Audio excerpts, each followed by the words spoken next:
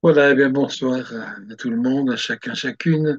C'est vrai que ce qui au départ était comme une boutade, comme je n'avais pas encore préparé, quand Didier m'a demandé quel était le thème, ben, je n'ai qu'à dire mystère. Et puis après, ça m'a amené à réfléchir et à me rappeler que dans la parole de Dieu, plusieurs textes, justement, nous parlent de mystère. Alors, ça sera effectivement le thème de ce soir.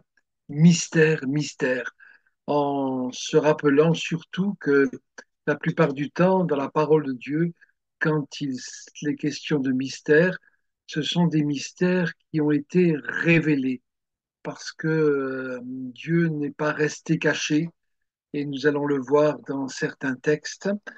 Même si le premier texte est un petit peu négatif, disons, parce qu'il nous parle de ceux qui font des mystères et qui aiment ce qui est plutôt caché.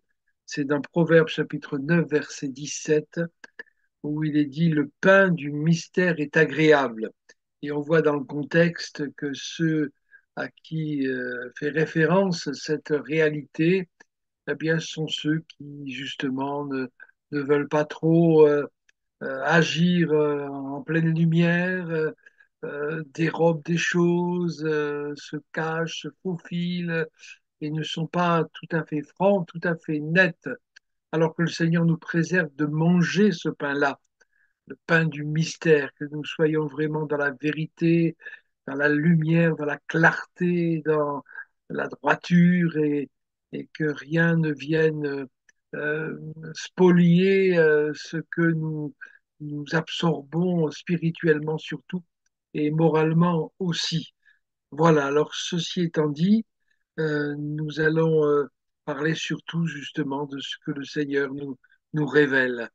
Alors, je n'ai pas relevé tous les textes, bien sûr, qui parlent de mystère, mais quelques-uns quand même. Dans Marc, chapitre 4 et verset 11, il est écrit, pardon, c'est à vous qu'a été donné le mystère du royaume de Dieu. Quel privilège! C'est à vous qu'a été donné le mystère du royaume de Dieu. Pas parce que nous sommes meilleurs que les autres, pas parce que nous avons mieux compris que les autres, mais parce que simplement notre cœur a été touché par la grâce de Dieu, parce que le Seigneur nous a montré que nous étions dans un royaume de ténèbres, de mort, et qui nous proposait de passer la porte et d'entrer dans son royaume de lumière, dans son royaume de vie, dans son royaume riche et extraordinaire.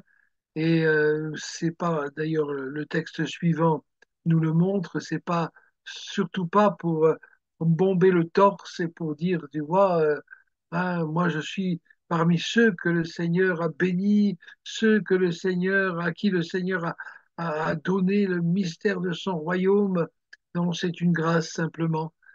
Nous en parlons souvent, mais il faut toujours s'en souvenir, il faut toujours l'avoir devant nos yeux et dans notre cœur. Tout est grâce de sa part, tout n'est rien que grâce de sa part, et nous ne pouvons présenter aucun mérite pour tout cela. Dans l'Épître aux Romains, au chapitre 11 et au verset 25, Paul dit, je ne veux pas, frères, ce qui est valable aussi pour les sœurs, bien sûr, que vous ignoriez ce mystère, afin que vous ne vous regardiez point comme sages, c'est qu'une partie d'Israël est tombée dans l'endurcissement jusqu'à ce que la totalité des païens soit entrée, afin que vous ne vous regardiez point comme sages, dit ce texte.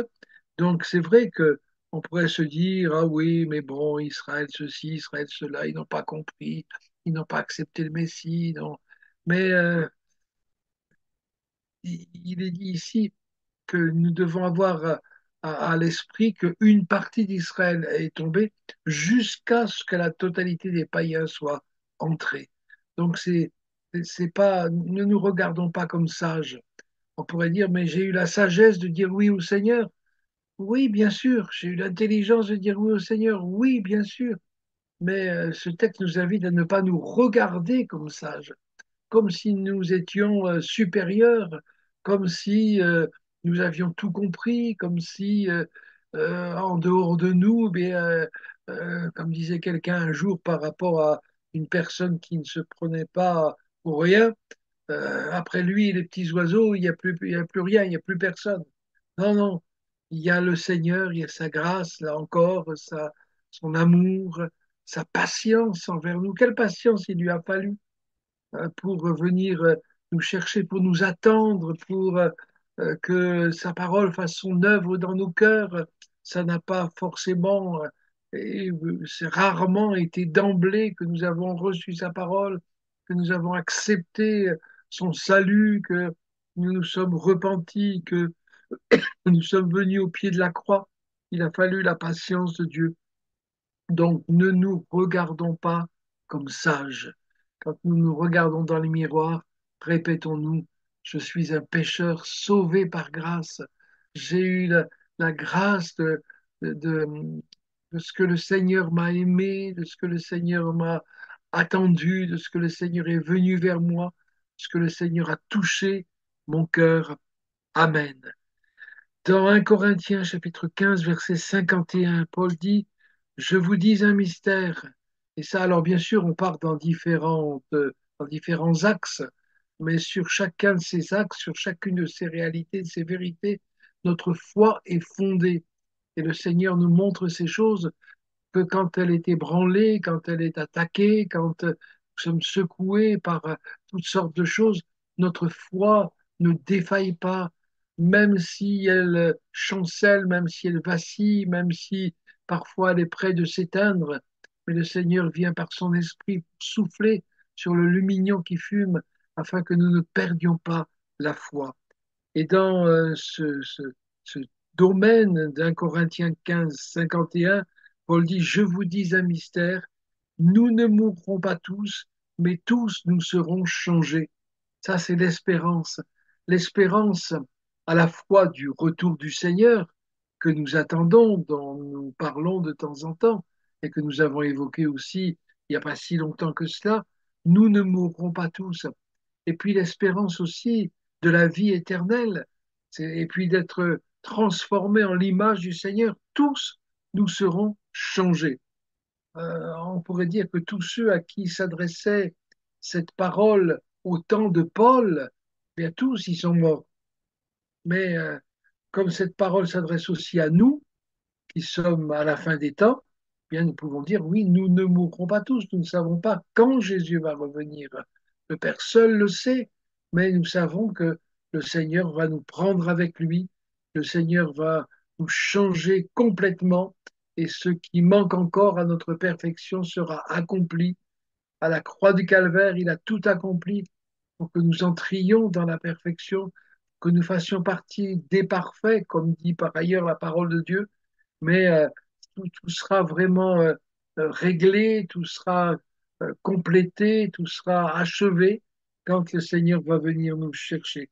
Alors attachons-nous à cette espérance afin de regarder les circonstances de nos vies d'une manière différente, afin que l'espérance d'être bientôt réunis avec tous nos bien-aimés et surtout avec le Seigneur dans le ciel nous fasse vivre d'une manière agréable au Seigneur, d'une manière franche, d'une manière spirituelle, afin que notre témoignage puisse être vrai et qu'il puisse porter du fruit. Amen. Encore un texte Éphésiens chapitre 1, verset 9.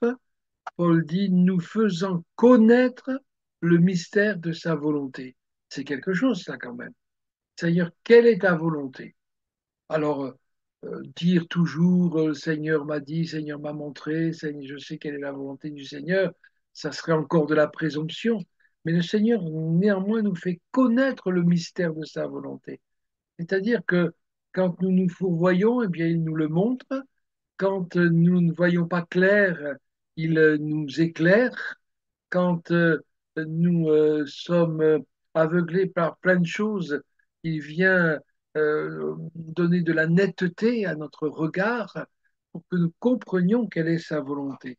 C'est, il y a des expressions dans la Bible qui sont vraiment étonnantes parce qu'elles s'adressent à nous qui sommes des humains, à nous qui sommes imparfaits, à nous qui sommes encore sur la terre, à nous dont les émotions sont tellement fluctuantes, à nous qui souvent bataillons avec nous-mêmes, avec notre humanité, avec notre vieil homme, avec notre être tellement complexe. Eh bien oui, il veut nous faire connaître le mystère de sa volonté. Alors continuons à chercher la volonté du Seigneur. Continuons à lui demander de nous la révéler. Non pas, là encore, pour que nous disions, moi je connais la volonté du Seigneur, mais pour que je me plie à sa volonté. Vous vous rappelez, hein, je crois que c'est Job qui disait, j'ai fait plier ma volonté aux paroles de ta bouche. On parle de sa bouche parce qu'il parlait du Seigneur. Amen. Et puis, toujours dans les Éphésiens, chapitre 5, au verset 12, Paul dit, ce mystère est grand. Je dis cela par rapport à Christ et à l'Église. Vous savez que dans ce passage, Paul compare la relation entre l'Église et Jésus à la relation qu'il y a entre un mari et une femme. Et il dit, ce mystère est grand, je dis cela par rapport à Christ et à l'Église. Cette, cette communion, cette union, cette intimité, elle est tellement forte comme elle doit être forte dans un couple, mais sur le plan spirituel, l'intimité avec le Seigneur, Seigneur, souvent on lui demande, Seigneur, je veux plus d'intimité avec toi, je veux plus connaître ton intimité pour te découvrir encore, pour que tu puisses parler à mon cœur, pour que les bruits de la terre se taisent et que je n'entende que ta voix. Ah oui, ce mystère est grand. Et c'est vrai que c'est un mystère Dieu, Dieu qui s'est fait homme en Jésus, qui a porté nos péchés et qui veut que nous soyons unis à lui. C'est extraordinaire cela. Merci Seigneur. Je suis époustouflé, ébahi. Quel terme employé. C'est vrai que euh, c'est vrai que c'est oui, c'est inouï, et puis c'est merveilleux en même temps. Seigneur, aide-moi à être assez simple pour l'accepter, assez vrai pour le vivre, et puis assez humble aussi pour ne pas me prendre la tête avec tout cela. Amen. Colossiens chapitre 1 verset 27. Il est question de la glorieuse richesse de ce mystère parmi les païens, savoir Christ en vous, l'espérance de la gloire. Ça rejoint plusieurs choses que nous avons déjà vues avec d'autres textes, mais Christ en vous, l'espérance de la gloire. Parce que Christ habite en moi, je sais que je suis fait pour le ciel. Parce que Christ habite en moi, je sais que je suis transformé de jour en jour en l'image de Jésus, de gloire en gloire, dit la parole de Dieu. Oui, Seigneur, il y a une espérance extraordinaire. Et pour ceux qui n'ont pas cette espérance, Seigneur, aide-les à comprendre. Et pour ceux dont l'espérance a été euh, malmenée, dont l'espérance a été étouffée, eh bien, Seigneur, redonne à tes enfants cette espérance pour que rien ne vienne altérer les choses, rien ne vienne étouffer les choses. Seigneur, il y a un avenir extraordinaire qui est devant nous. Oh, ce monde n'a pas d'avenir, nous le savons, mais nous avons l'avenir, un avenir éternel, un avenir céleste, un avenir glorieux. Christ en vous, l'espérance de la gloire. Amen. Allez, encore quelques textes. Colossiens chapitre 2, verset 3. Mystère dans lequel sont cachés tous les trésors de la sagesse et de la science. Vous savez que on peut être sage, on peut avoir plein de connaissances, même de connaissances qui s'appliquent concrètement, mais c'est dans, c'est en toi, Seigneur, que sont cachées les choses, tous les trésors de la sagesse et de la science. Seigneur, que là encore, je ne peux pas me prévaloir de ma sagesse à moi, de ma connaissance à moi, mais j'ai besoin que tu me révèles les choses, que tu me révèles les choses pour que je sois sage, que je devienne sage, que je devienne de plus en plus sage pour t'honorer par ma vie et que, Seigneur, je sois rempli de connaissances, mais pas de connaissances ni stériles, ni orgueilleuses, il est dit que hein, la connaissance, souvent, ça nous enfle, mais l'Esprit de Dieu qui est venu, qui nous a été donné, nous vivifie et nous voulons manifester cette vie. Amen. 1 Timothée chapitre 3 verset 9, conservant le mystère de la foi dans une conscience pure. Parce que c'est bien de savoir des choses, c'est bien que des choses nous soient révélées, mais nous avons aussi notre part à faire en nous conservant purs, en nous conservant saints, en nous conservant euh, dans l'intimité avec le Seigneur. Ça nous incombe, conservant le mystère de la foi dans une conscience pure.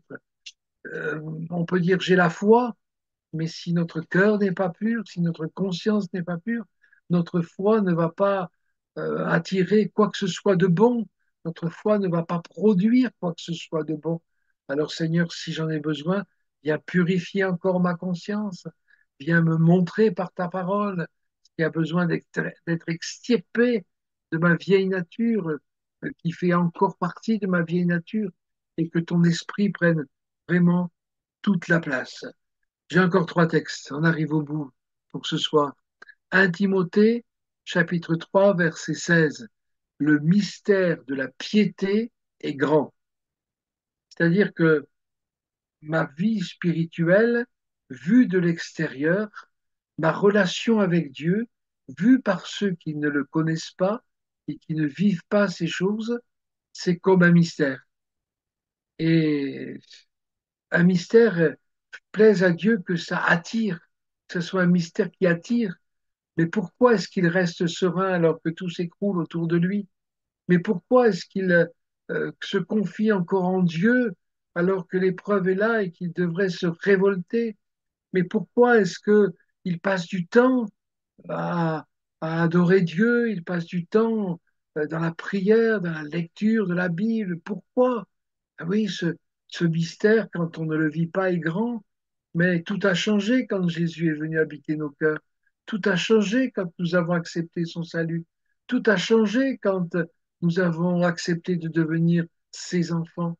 Et c'est pour cela que eh bien, nous désirons avoir de la piété concrète, hein, pas comme ceux qui ont l'apparence de la piété, mais qui renient ce qui en fait la force, et que nous ayons une piété authentique, afin que si d'autres se demandent, qui ne connaissent pas encore le Seigneur, se demandent, mais pourquoi est-ce qu'il agit comme ça? Pourquoi est-ce qu'il réagit comme ça? Ou qu'elle réagit comme cela?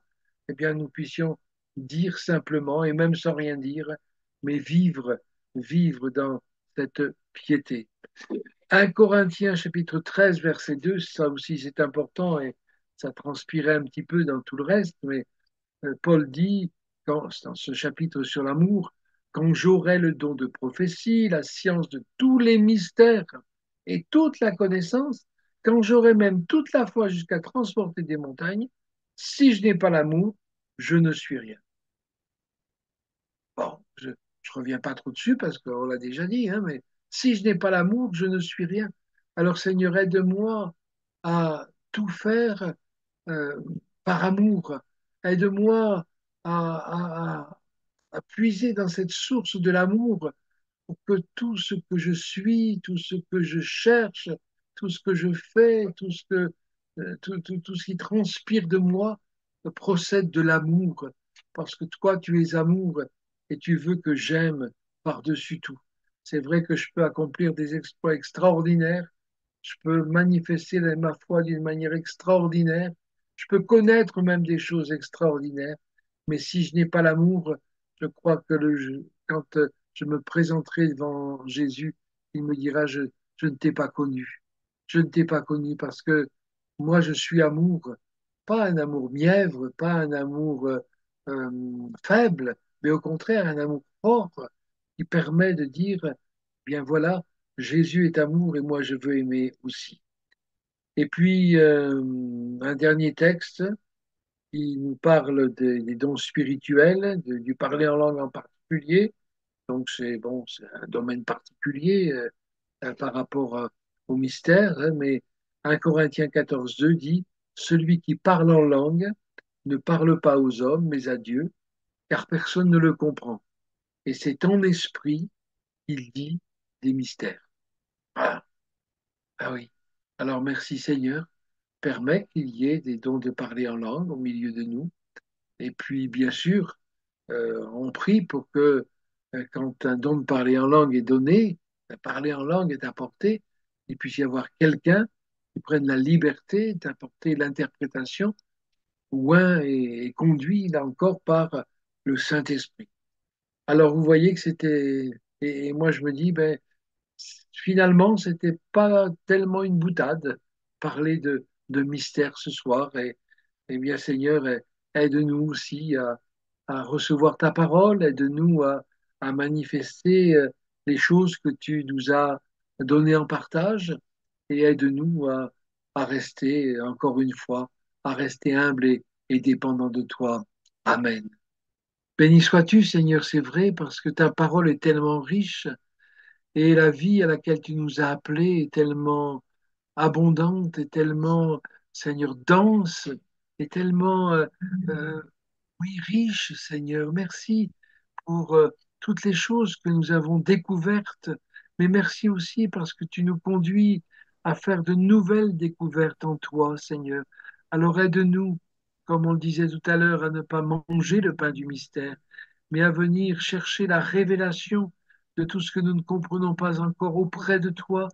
Aide-nous, Seigneur, aussi quand on nous demande raison de notre foi, à humblement en donner raison, à humblement, Seigneur, manifester avec amour, Seigneur, les choses que tu nous donnes en partage chaque jour, afin que d'autres te connaissent.